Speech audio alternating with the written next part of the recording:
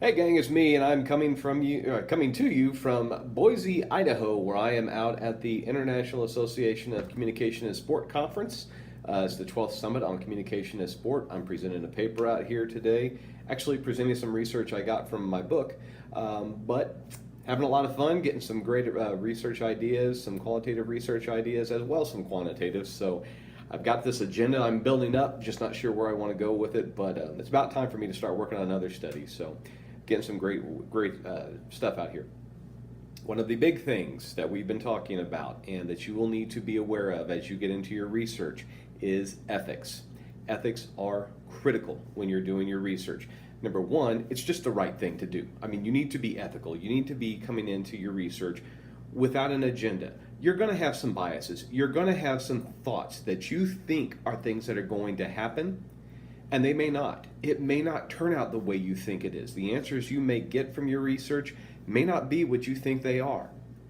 And in the regular world, we look at that and go, oh man, I was wrong.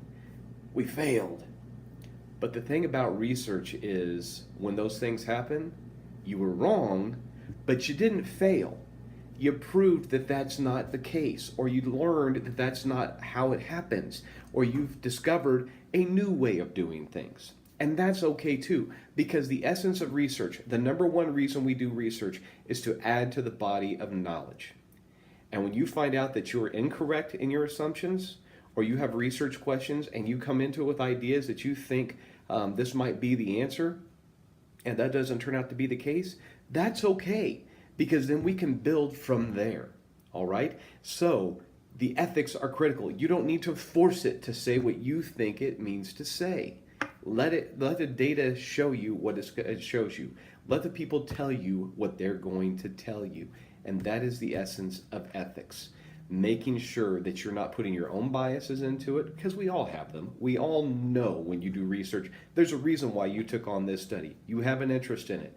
There's a reason why we propose it. There's a reason why we show our hypotheses and our research questions, because we think that's what we're going to happen, or what's going to happen, or because we want to know the answers to these questions. That's why you pose that. So the ethical aspect of it comes from, number one, making sure you follow the IRB protocols for working with human subjects. That is very critical. You can't do a study without it.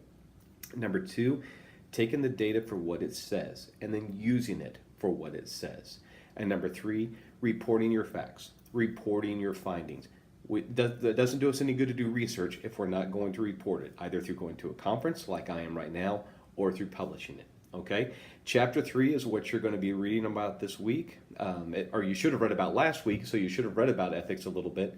Watch the presentation for this week as it deals with ethics, and then go through, and your assignment for this week is article review number 3. This is your last one, number 3. So get this one done. Take the notes that I've given you off the 2 previous article reviews. Make sure you apply those, and have a great week. I'll fly home on Sunday night, and I will see you Monday morning. Take care.